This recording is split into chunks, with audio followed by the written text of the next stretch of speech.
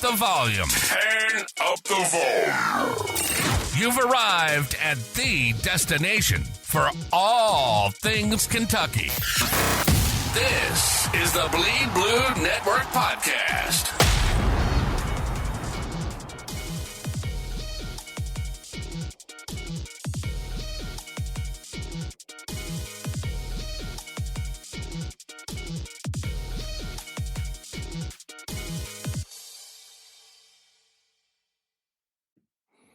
What is going on, Big Blue Nation? Welcome back to another episode of the Bleed Blue Daily Show. I am Paul with Jaden, and some breaking news, I think. Well, not even I think. I mean, it's not breaking like right this second. It broke about an hour ago. That Cutter Boley will be QB1 under center for Kentucky against the University of Louisville this weekend. Cutter Boley earning a start after two pretty impressive outings.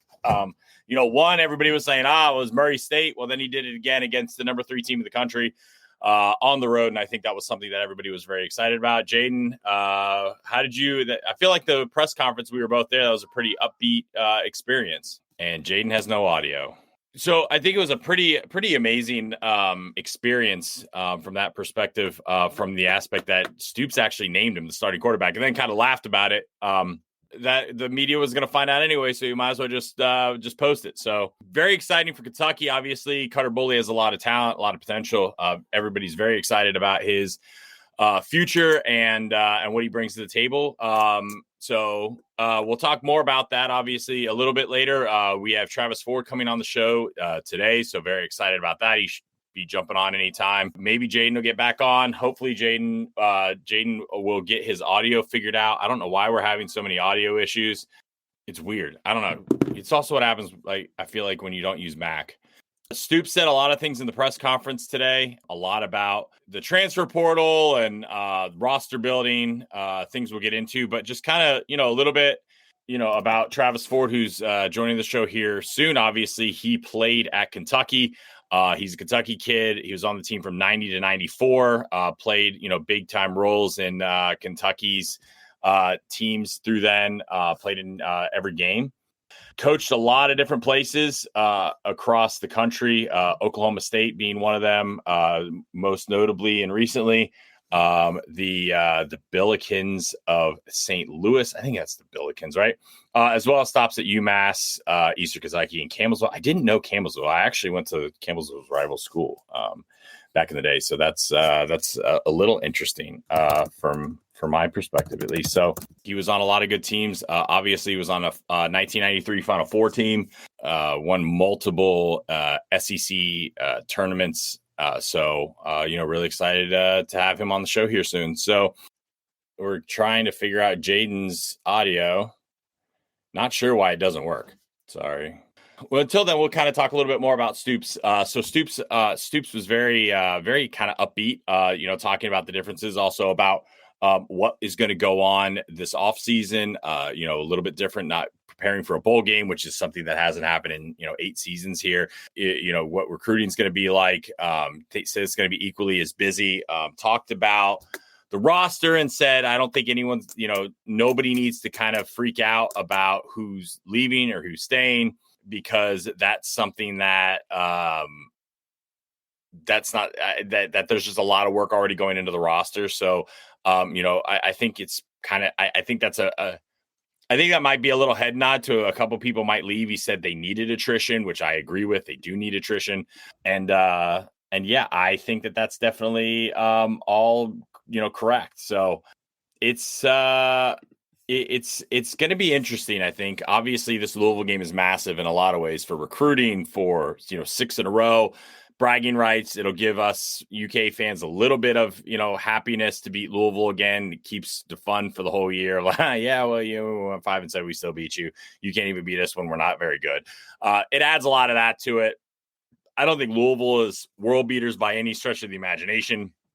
I love the move of going to Cutter Boley as the starting quarterback. I think that gives Kentucky a great shot. Cutter Boley did a lot of really good things. We'll talk about. I don't want to get too involved in anything just because when Coach gets on, I want to be able to jump in. Jaden, one more time, buddy. Is your audio on? No.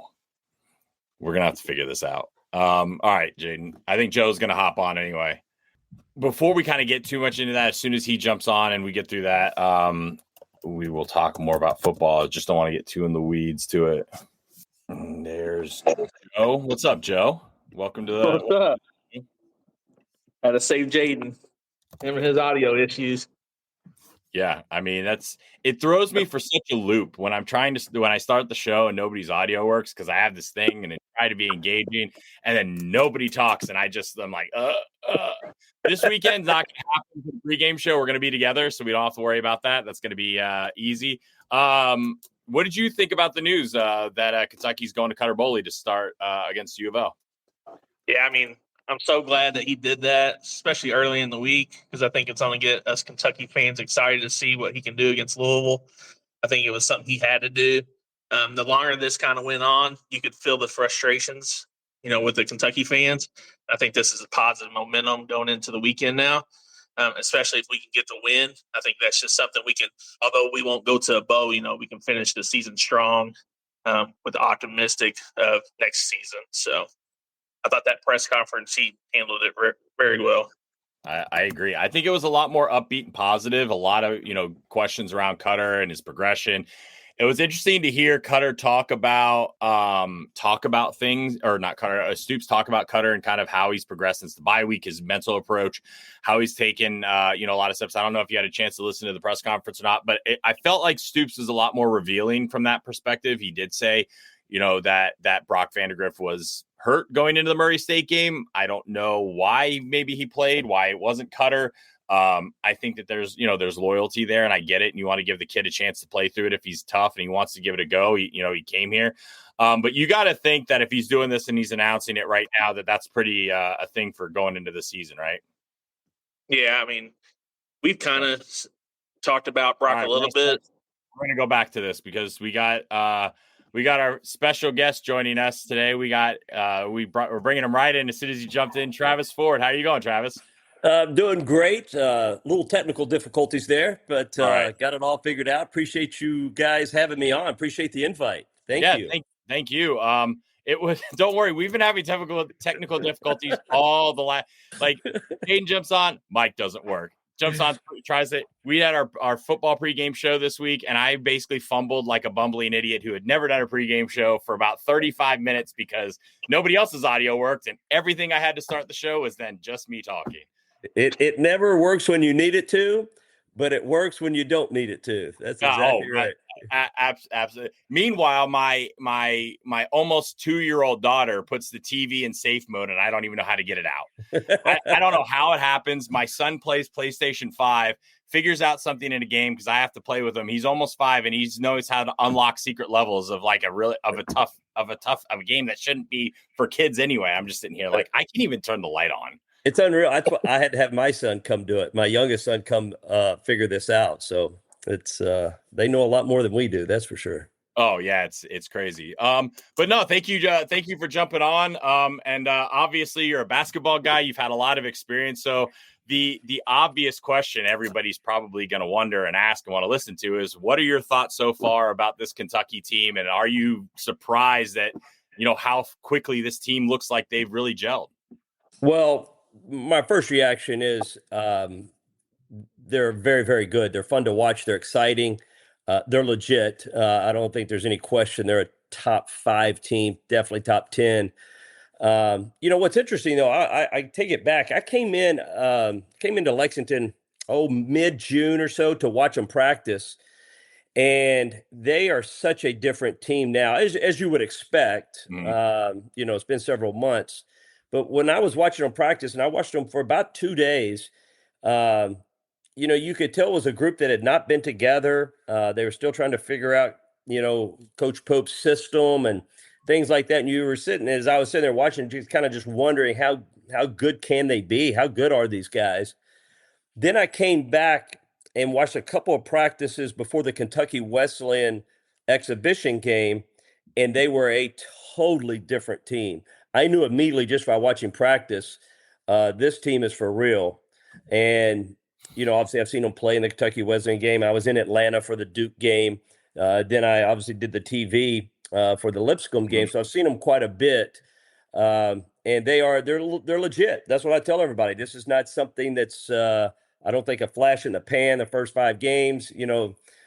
They've only probably had one true test, but I don't think that matters. I don't. I think there's something to be said for when you're supposed to beat a team by 25 or 30 that you do it. It's hard. Believe me, it's really hard. Not many other teams that I know of are doing that at all. So they're taking care of business the way they should be taking care of business, even against the little bit lighter competition. And obviously the toughest part of their non-conference is coming up, but they're legit, no question. I asked Mark Pope about this at his press conference last week, and just about kind of like what you just said, if he was impressed with the fact that it didn't matter, what logo was across the chest. This team buries you. I mean, obviously Duke was a different animal. It was a different type of game, but it's been impressive with just how there's been no lag, and we have to nitpick to find little things about a game when we win by 40. Yeah. What's impressive, and I'll go back, is they do take, when they're supposed to beat a team by 25, they do it. But also what's impressive, when they get up 20, 25, 30, they still stay unselfish. They still are playing extremely hard, whether it's, the first 8 or 9 guys or whether it's the subs that have gotten in the game. Everybody is still playing not just to win the game, but to look the best that they can and be the best team that they can. At that point, it's not all about just winning. That's kind of taking care of itself. That shows a maturity factor, which you would hope they would have with the roster buildup. They're obviously a very, very veteran team. But that's what's impressed me the most is they've taken care of business the way they should. And this is a team that, I tell you, and I saw this in the Kentucky Wesleyan game, they make every right pass. They take every right shot. Very rarely do they take a bad shot. Very rarely do they make a bad pass. But if there's a pass to be made, they pass up the good shot for the great shot, which you don't find nowadays. Most guys are trying to get theirs at this point. That's been fun to watch their passing. Yeah, most definitely. And so I know you've seen Kentucky play a couple of times now. Have you got to watch a lot of the other teams like Kansas and Gonzaga? Where would you stack up Kentucky against those other teams? Yeah, I would stack them up as high as any of them. I think they can compete with anyone. I think it's because they're obviously extremely well coached. Mark has them very well prepared. I love watching his practices. He does an incredible job, really preparing his teams. But also the veteran factor, the experience factor will allow them to compete with any of those teams. Some teams may be a little bigger or whatever it may be, but we're going to have better shooters. I mean, everybody's going to have their strengths and weaknesses as a team. But I think where you start figuring out, can you match up with the Kansases, the Gonzagas, the Houstons, and now the Kentuckys. That's now Kentucky's being thrown in that mix where they weren't probably 3 weeks ago. Now they're in that mix. It's usually based on experience, physicality, and then obviously talent. And they have all the above. They have absolutely all the above. So they're, I was telling somebody the other day, I don't expect them to lose more than maybe 4 to 5 games, maybe. That puts them in contention for a if you start looking at the schedule, I mean, I just think they're that good. I could be wrong, and but they're a team that's they're in for a special year. Does that mean Final Four, national? I don't know. That's getting way ahead of ourselves. But let's enjoy a fun style of basketball, very well coached basketball team, an experienced team. Let's enjoy that right now. They're going to take, there'll be a night where maybe whatever it doesn't go right and they may take a loss, but they're going to win a lot of games, guys, and they're going to be fun to watch. You've been a part of of some special teams like that have gone on a run and made it to a Final Four. What do you see kind of from a team like that you were on, compared to this team that maybe it's that it factor, right? Like, do you see any of those things about the team that kind of go, it's going to be a special season, but I also see this that really makes me think it's possible to really make a deep run? Yeah, you look at our 92-93 team, which we went, I think, 30-4 on the year, went to the Final Four, lost in overtime to Michigan in the Superdome in New Orleans. Obviously a heck of a year anytime you go 30-4. But one thing we understood we had the best player in America in Jamal Mashburn. We all understood. Every single person on our team understood that, and everything was built around that. Jamal was the most unselfish, great player maybe I've ever seen. Extremely unselfish. And what I see in this team is very similar to that. I think all these players understand their role. None of them are trying to be the man. They kind of, they are that true team concept. If you look up team in the dictionary, I think you'll see Kentucky, and I think that's hard to get nowadays. Very, very difficult to find in the day of the portals and NLIs and all that, where guys are really truly into it to try to win basketball games, and that's the number one priority. I see that in this team. Obviously, they have all the tangibles, I think, that make up they can shoot it. They're obviously, and everybody talks about their offense as well as they should, and we can dive into that later. It's some impressive stats, but their defense might be just as good as their offense. And, you look at when you have Lamont Butler, who's been the defensive player of the year in a league before. You got Amari Williams, who's been 3-time defensive player of the year. You got bookends. You got a point guard and you got a center. Those are I think in the transfer portal, one of the things that we were talking about during that whole time is Kentucky, I think, got like 4 or 5 of the top 25 players in terms of defensive metrics. And that was, I think the question also was, can this, and look, it's the great unknown, right? Like when you have a new team, could they win ugly? And that Duke game wasn't necessarily ugly, but it kind of was, right? Like they didn't play amazing, and you just felt if they could put a 10-minute stretch together, they could win. And at the end of the game, they did. Well, it was 100% correct. You're 100% correct. And it was a great test at that particular time, because if they're going to be the team that we all want them to be, and then their experience has to show out. It has to be an advantage. It has to be a strength. And I think you saw it more than any night. They just kept hanging in there. There was a point there. Cooper Flagg was at the free throw line, I think, with 8-9 minutes to go, with 2 free throws to put them up 11. He misses them both. He makes those free throws. They go up 11. You never know. It looked like it could be going the wrong direction. Then all of a sudden, Kentucky just, obviously starts making plays after plays and just hangs in there. And I contribute it to really good coaching and experience. I think the experience factor has to play a role in everything they do. And I think you saw that in the Duke game, 100%. So I know this is going to be tough to answer, but who's been your favorite player so far on the Kentucky team to watch when it comes to everything, all the intangibles?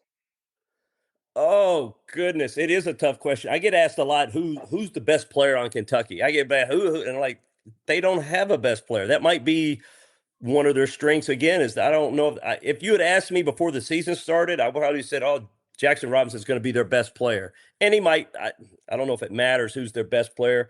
I like how you put it, though. Who's my favorite player? Oh, goodness. It's hard. He's like, who doesn't listen to podcasts and stuff the most? It's not going to get mad if I say it. Exactly. I like them all. I really do. I think Lamont Butler changes the game with his defense, changes the game.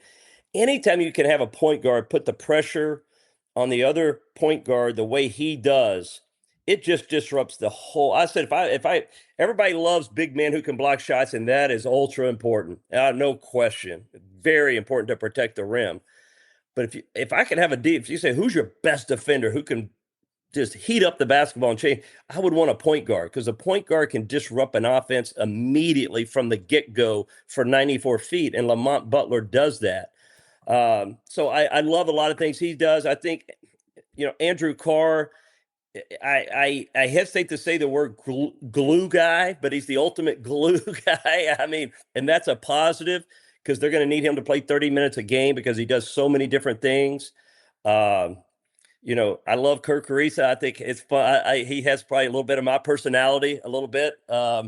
He's a walking, getting technical foul on the other team. And he's just a tough point guard who can shoot it. And, I think he's going to play a big role on this team, a huge role. He had some injuries there early that probably slowed him down a little bit, but It's hard to say, guys. You're right. I don't.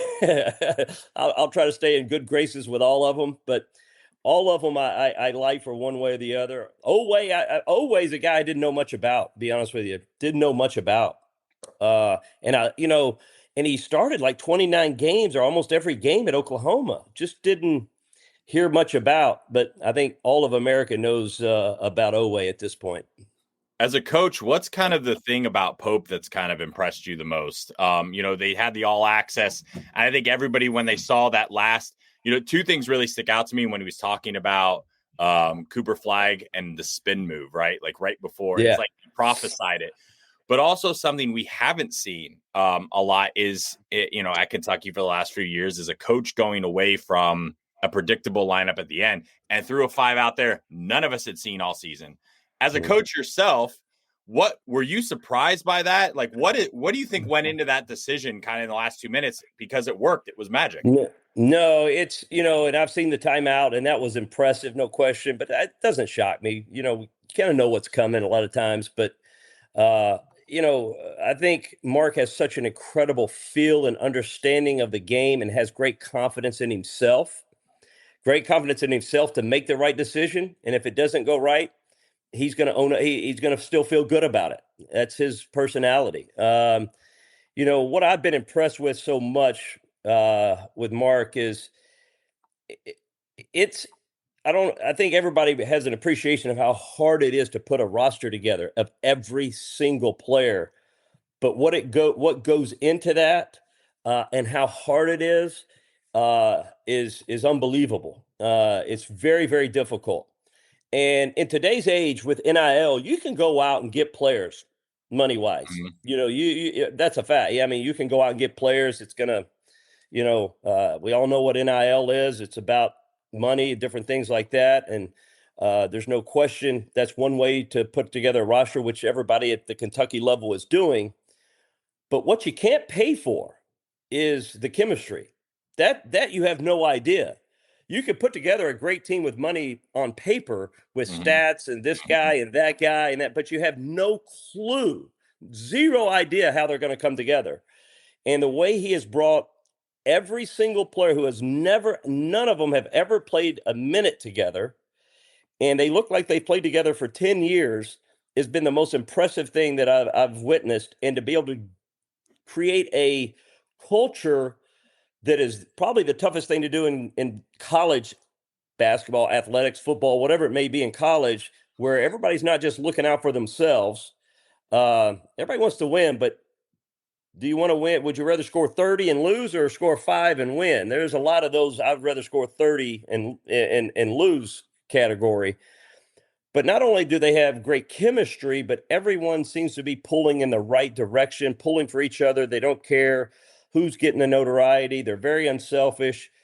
And to do that with a group of guys who've never played together is by far the most, I think, the most impressive thing that he's done. I made the comment, I don't know, a couple shows ago that Kentucky may never have another team like this, right? And you kind of, we've had, the Invincibles and all that. This might be like the no names, right? They're a bunch of guys, and that's not meant disrespectfully at all, but it's a bunch of guys that came from places that you might not have known about, or, you didn't necessarily know who Otega Oweh was or Amari Williams as a basketball fan. I mean, you might have if you're, some people, right. But to have this collection of guys that comes in, just like you said, they don't care about the stat line. They care about the final score. You might not see that in the way this is ever again at maybe not even Kentucky, maybe at another blue blood like this. Yeah, that's a very good point. Because they're also going to have to go back to the portal again. I mean, they're losing a lot of these players, and they're taking some elite high school players that they've already signed that are great. They're going to have to go back to the portal again. To give you an example how difficult I think it is, 3-4 years ago, when I knew I was going to have to go into the portal for a lot of players, I started studying teams that had to go into the portal and had failure, but then had success maybe a year later. And I started calling some coaches that really struggled, that went in the portal one year with like 8-9 players, and they were terrible. He started all over the next year, went back in the portal, and ended up winning like 25 games. And I talked to him, I said, tell me, what did you do? What did you learn? And I was talked to several coaches like this, and every one of them had the same thing. Nothing. I mean, it just 1 year it worked and 1 year it didn't work. I mean, literally, there was no science to it. There are all kinds of analytics that you can look up when you're studying the portal, when you're studying these things that are subscriptions that you can buy that rank these players and give you an idea. I don't know if you got, there's all kinds of them that as college coaches you can look at. But these are just words on a piece of paper. And yeah, they're trying to study and trying to, determine what it could look like, but there's zero guarantee of what it's going to look like. And that's why I said that it's just so difficult. Now, I think these young men have a lot to do with it. I think they're young men of high character. I think he's got a group of guys that seem to just really be mature. I've been going around to different practices across the country and different things like that. Not everybody has his type kids. They just seem to be very high character and very mature. And then Mark I think his whole personality is, his work ethic, his positivity, his joy for the game is very contagious to everybody around him. And that's the players, coaches, and everybody. And I think that's a direct reflection of, the type coach that he is and how he goes about it. This is not meant anywhere as a shot at coaches, but it is very rare that you get a coach that acts like the smartest person in the room. It probably is because the guy went to med school. Like he actually is really smart, and you feel being in the room with him just at a press conference. You find yourself not lost, but like very focused on how he talks, right? And he commands that, and that's something that's not easy. That's not a And it's not like he's trying to do it. Just who he is. And if you think about what he's saying, and I've had to do this myself in the last, because he throws some things but if you think about it, you're like, wow, that really makes a lot of sense. That I see what he's saying now. It may take me several minutes to get to where he's going.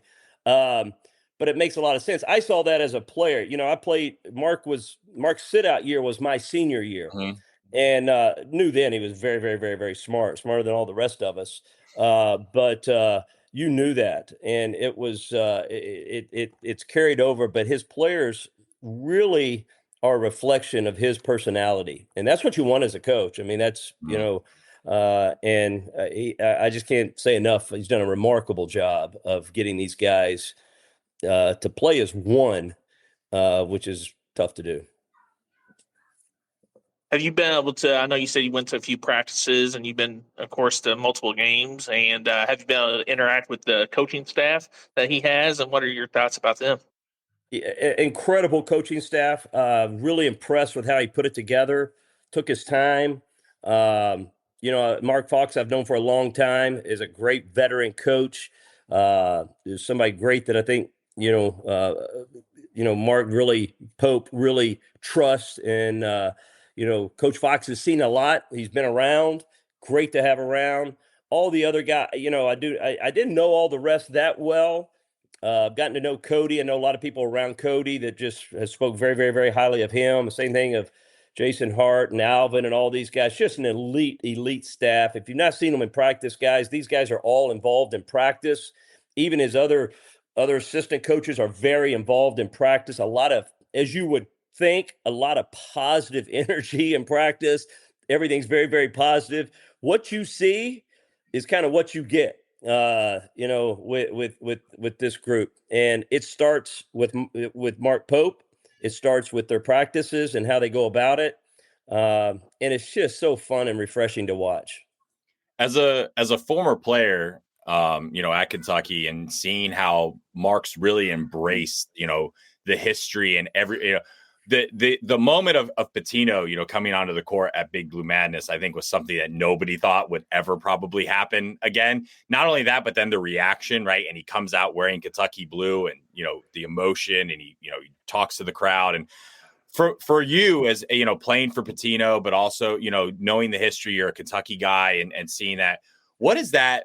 What do you think that does, not just for the program, but for those of you that really laid the groundwork and continued the great tradition of Kentucky basketball?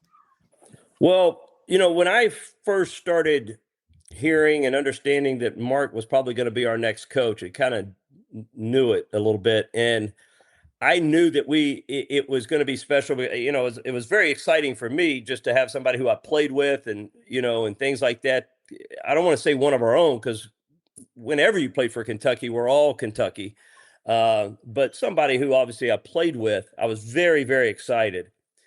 And I knew he would kind of I knew that whole alumni system and the tradition of Kentucky was going to be important to him, and he would really emphasize that.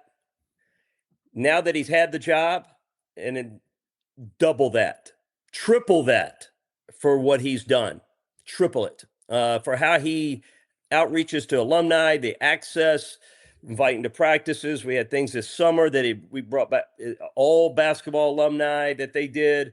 It's very, very important to him. Just about every single practice I've been to, and I've been to several, he at some point on multiple occasions in a practice talks about representing the state of Kentucky, the University of Kentucky. He's always referencing it to his players. Mm-hmm. Always. Yeah. I mean, it is a point of emphasis. And I know how important that is to him, but like I said, I thought it would be, but probably triple it for how he's really done it. It's been a lot of fun. It's been really cool for him to embrace that, and really emphasize that.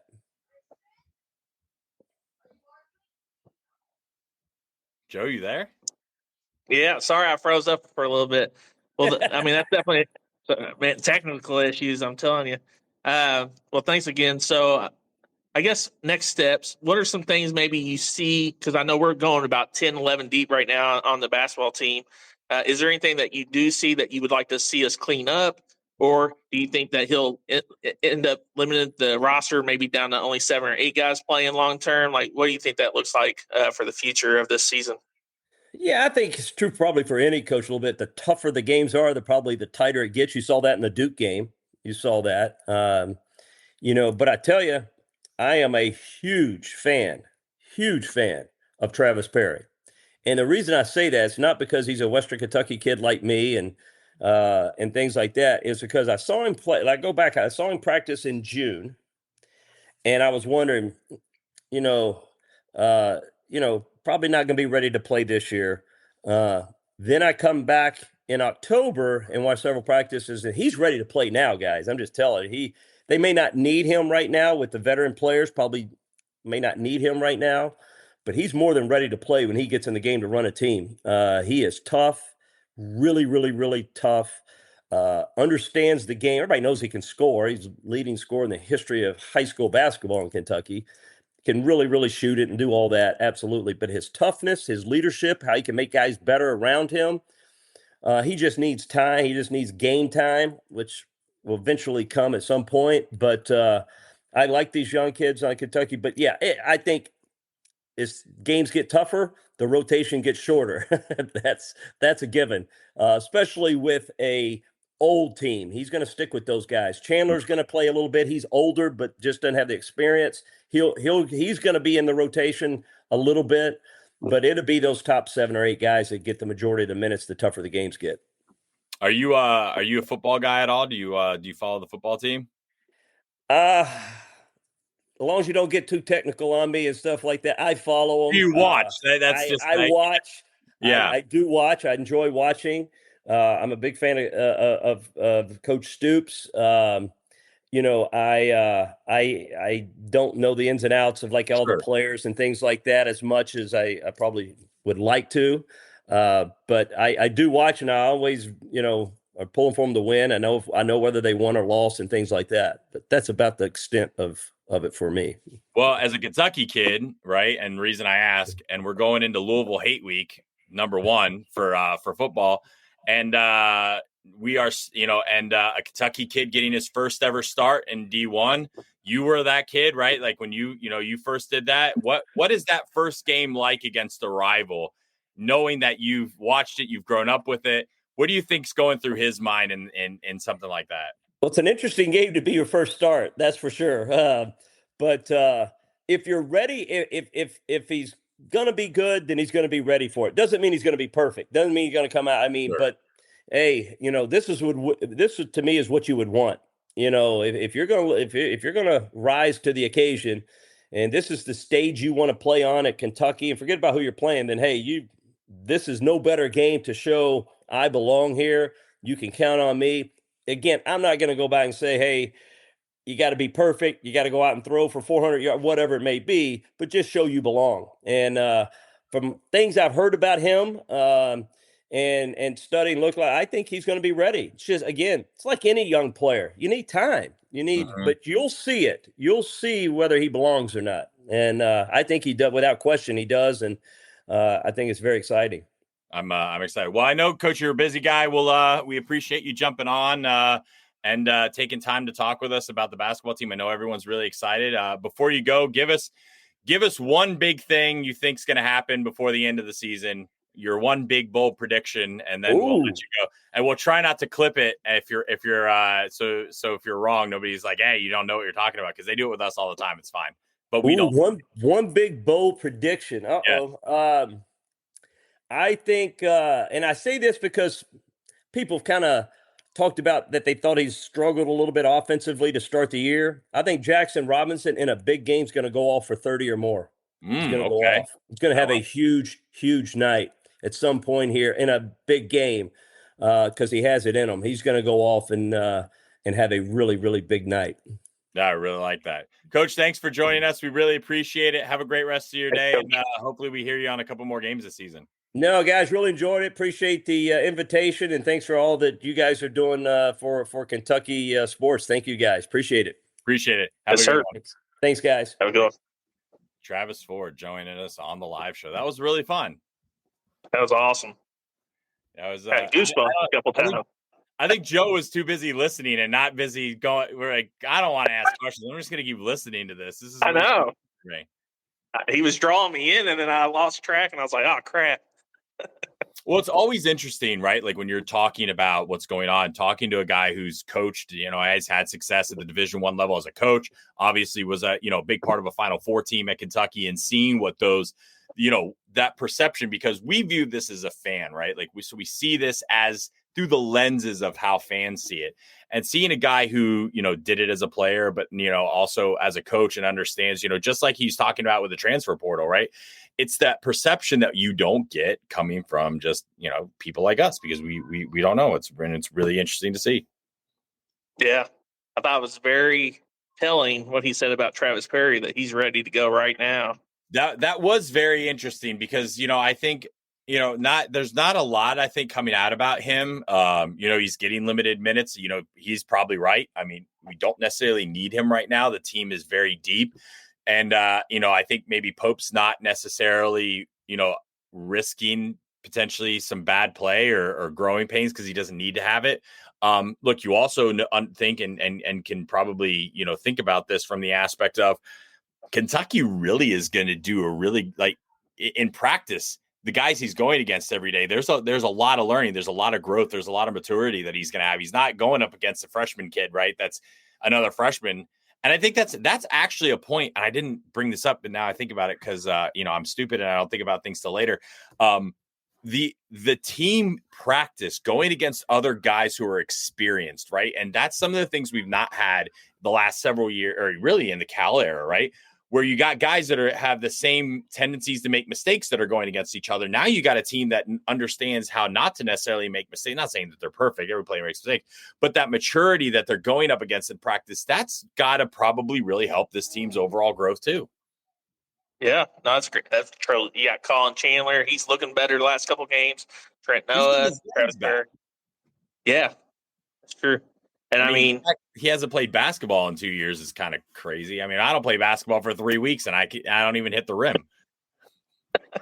I know, nothing but net, right? That's why. Airball. Yeah, nothing but net underneath. Airball. Like Michael Scott out there, make it rain. What is wrong with me today? Exactly.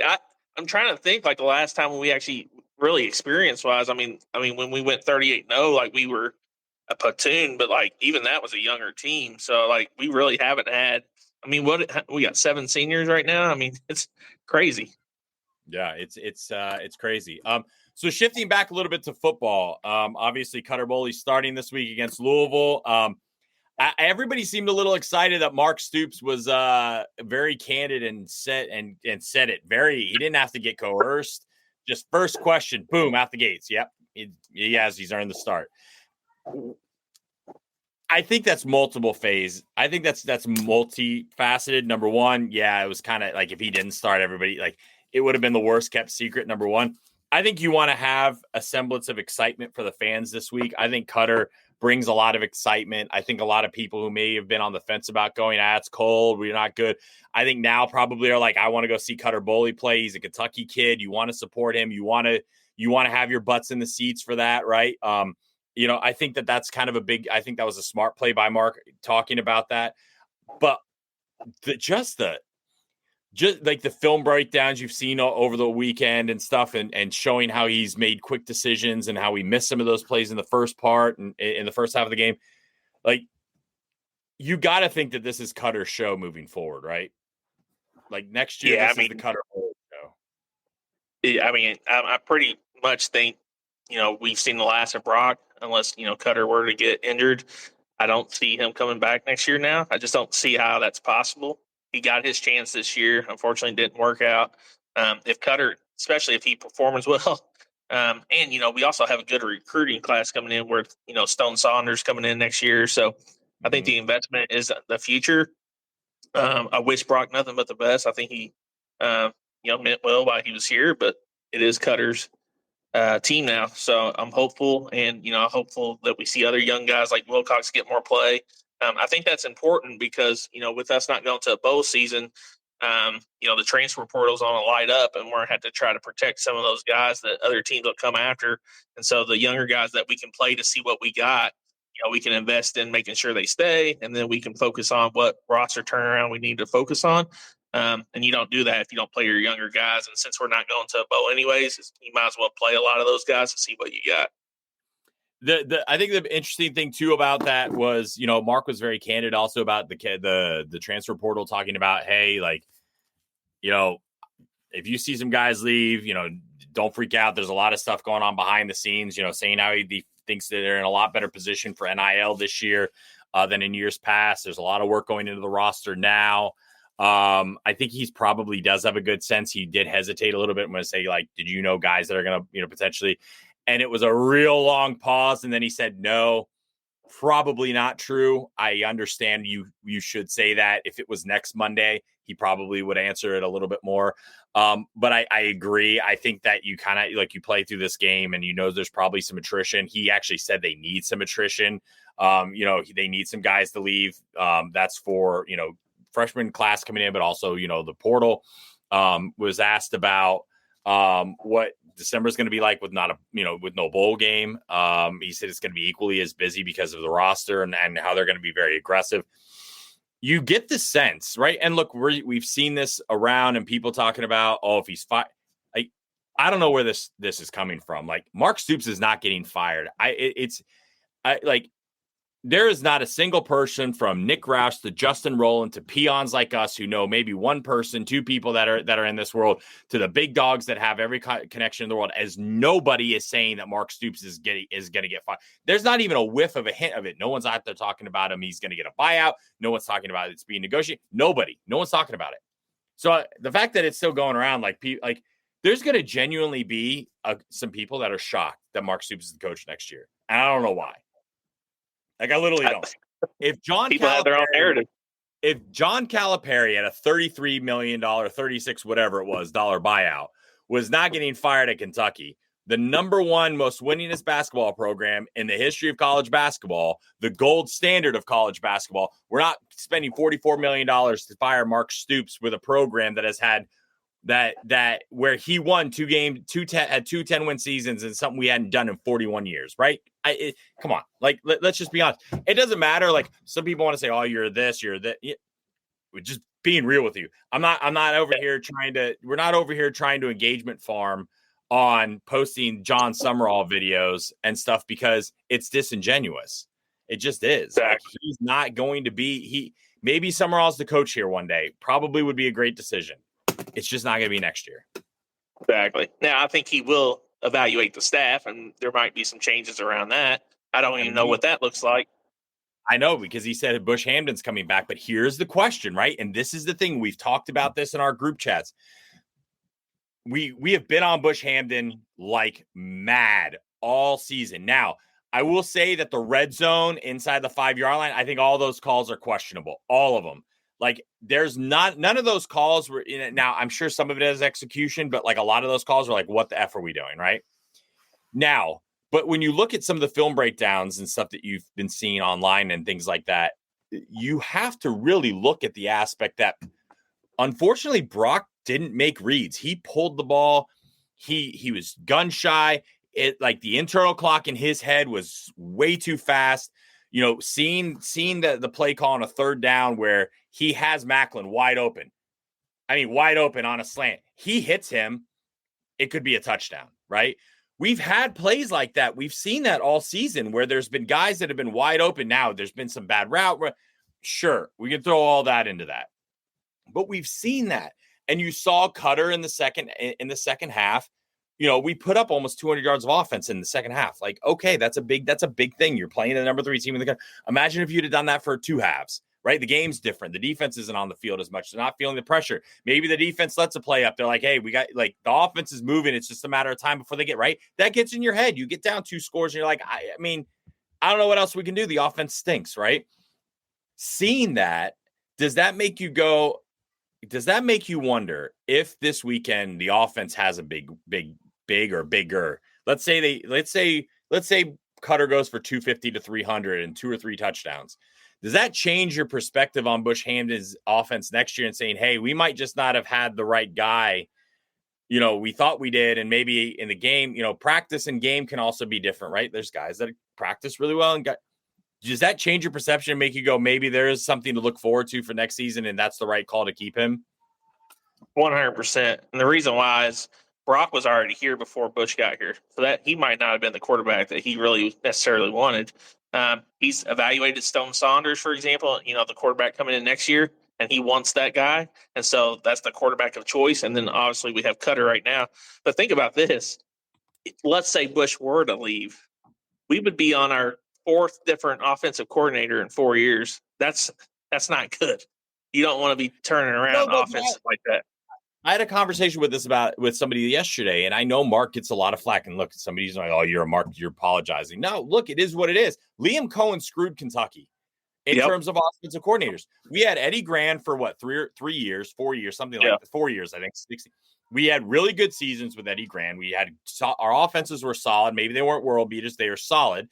2020 stunk, right? And we go to Liam Cohen. Liam has a great year, leaves in like February, leaves us hanging. We don't have top guys we can go get, right? You got to go. Yep. So you go get Rich, and Rich stinks, right? The season does not go well. Bring Liam back, right? Last season on offense maybe didn't go amazing, but also like when you look back at it in hindsight, you know what? Leary had 25 touchdown passes, second in the SEC in touchdowns. We had 7 touchdowns drops. We led the SEC in drop passes. You know, people say that's coaching. Yeah, no shit, it's coaching. We fired the wide receivers coach. We brought another guy in. Guys catch the ball this year, right? Like, for the most part, we're catching the ball. We don't lead the league in drops. I think we're kind of bottom of the league in that category, to be honest with you. Is that, you know, and then he leaves and we got to go get Bush. And again, that's in February. So you got a late guy coming in to late implement a system that guys played with last season. Do you think, you know, and if you look at it, do you think Stoops maybe doesn't get as good of a rap? Like, he has 2 stinkers of a hire. I agree. Shannon Dawson was not a good hire. I don't agree with that. Or I agree with that. And then Rich was bad. The other coordinator's not really. I mean, if you count Bush, yeah, this year's kind of sucked.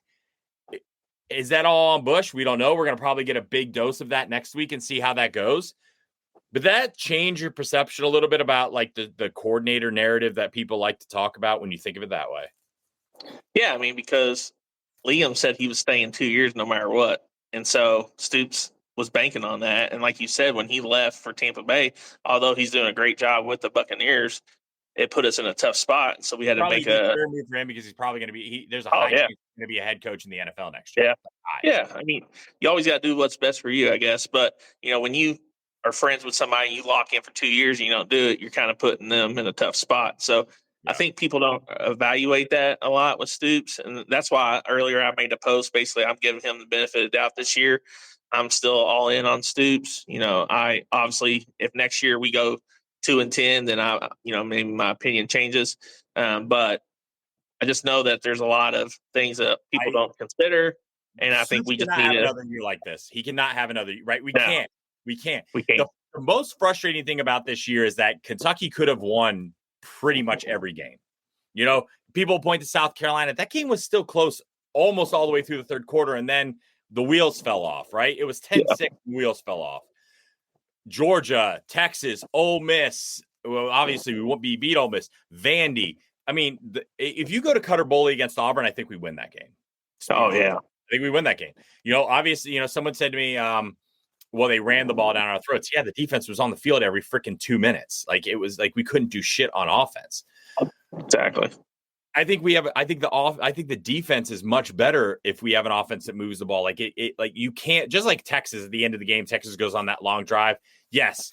Is it frustrating as shit? Yes. Should the defense have been on the field as much in the first half? Hell no. Did that contribute? Probably. Right? Like, you got to look at the whole game there, and it sucks because we were in it. If we get a stop, we get the ball back, maybe we score. The game's different, but I think that it's going to be interesting to see, because I think this weekend you see a lot of the future and see how maybe this was just a mulligan. And look, teams get it. Look, Alabama's having a mulligan year for Alabama. Oklahoma's not having a good year. There are teams out there that are historically good that are having some mulligans this year. Maybe this is our mulligan year, but we have to bounce back, right? Like, next year has to be like an 8-win season. Exactly. Has to be. And we also got to see us going out to the transfer portal and bringing in guys we think that can make an impact to the team as well. Because he brought it up in the press conference today, so now you got to go do it. If you're bringing it up, we need to see it. Obviously, we don't want to lose guys, but if we do lose guys, then I'm just going to trust that he has somebody better coming in, that can perform. So I know that Kentucky's underdogs this week. I hit the lock of the week last week. I said Kentucky plus 20, Louisville money line against Pittsburgh. Lock of the week is Kentucky plus 1.5 this week. The line's gone down. It's gone down. It opened at 3.5. Oh, wow. The last I saw it was 1.5. So I will be putting that on Kentucky. I won't say my prediction or anything, but I'm telling you, I feel good about it. I mean, I actually really like that that money line, to be honest with you. Let me look at this. It's still 3. Oh, Louisville minus 3. Now the matchup predictor has also gone up a little bit to Kentucky's favor. It's at 30%. I think it was under 30%. Well, you give me Kentucky plus 3. I'm hammering double. Yeah, I'm going to take that for sure. I mean, look, I'm not saying Louisville can't beat. I'm not saying Louisville can't beat us. I'm not saying that. But listen, there is something about this team and Mark Stoops' coaching staff that when they play Louisville, we become a different team. Also, the fact that Louisville's not an SEC team probably makes us look like a different team, right? Look at like that. Like, people don't understand. Also, this year the SEC is nuts. The SEC is nuts good, top to bottom. I think that out of the 16 teams, I think 14 of them are I think 14 of these teams, if you put them in the ACC, win 8 to 10, and I would put Kentucky in that. Even though our offense stunk, I think if you take the less physicality on the defensive side, or on the defense playing less physical opponents, I think they win 8 to 10 in the ACC. We're gonna find out a lot more tomorrow. But Louisville has a lot of holes. I know they beat up on Pittsburgh. Pittsburgh, I don't think was very good this year. I think they just beat up on a lot of bad teams, and then they got exposed, and then their starting quarterback's been hurt, all that. So I still like Kentucky's chances. Jaden said this: Kentucky could be 0-10 going into the game, and until Louisville beats us, I'm still thinking we're going to win. Yeah, that's a great point. And I mean, the Pittsburgh game the other day, their starting quarterback went down with like the first 5 minutes of the game, for the rest of it. So it changed the whole momentum of that game. I mean, they did crush them, but I'm excited for this weekend. I think Cutter Boley, it was a great decision by Stoops to go ahead and announce that, because I think, just like me and you was talking about, my energy's flowing again. Had he came out and said Brock, I probably wouldn't be as excited about the game. I'd still watch it, but there's just a different excitement knowing that we potentially might have our future. You want to be there he's a Kentucky kid. Listen, the one thing Kentucky fans love is Kentucky kids, and I think he's going to get a lot of butts in the seats again this weekend. I think it's going to be loud. I think it's going to be raucous. That hate's going to fuel it. And boy, if they come out gunning that stadium, listen, Kroger Field is no slouch. Louisville, I'm going to tell you right now, Louisville's never experienced a Kroger Field rocking yet in the way that it's been rocking. They haven't. Yeah. The last time they played here was what? When was the last time they played here? Was it? Yeah, 2 years ago. No, wasn't 2020 the last year that they played here? Because they had the COVID season, and then they played. No, it was Leviston, 21. 21's the last time they played here, right? And I was like both teams were. I wasn't that loud. I was there. It was not raucous. It's been raucous this season. I think it's going to be raucous again on Saturday. I'm just going to be honest. I think it's going to be full, and I think people are going to go crazy. Honestly, I think the noon game probably helps a little bit more because the sun's out. It's not. If this was a night game with how cold it's going to be, I think people would not have come. I think the afternoon maybe helps that a little bit. Yeah, I sure hope so. Hopefully everybody gets their tailgate going around 7, 8 a.m. Working on hopefully a big-time pregame guest. So we'll see if I can land them or not. Yeah, that would we can get that for the pregame show. It's going to be a lot. It's going to be a lot of fun because it's going to talk a lot of. There'll be a lot of shit talking, but yeah, exactly. No, it's good. It's exciting. Thanks for jumping on. We're gonna have to figure out Jaden's microphone situation or something because it's a mess. But we'll get there. Or just tell him to jump on the phone. Apparently your phone works. Why does it? Anyway. I mean, it looks fine. Yeah, sound comes through. Yeah. Thanks everyone for jumping on. Thanks again to Coach Travis Ford for jumping on the show with us. We really appreciate it. We'll get the show posted on the social on podcast links here as soon as we get off. Thanks everyone for joining us. We'll be back with you tomorrow. Go Cats. Thanks for joining us on another episode of the Bleed Blue Network podcast. We hope you enjoyed diving deep into the world of Kentucky sports with us. Don't forget to stay connected by following us on Twitter at BleedBNation. Your feedback means the world to us. So take a moment to leave a review. Not only does it help us improve, but it also helps others discover the show. Until next time, keep cheering, keep listening, and keep bleeding blue.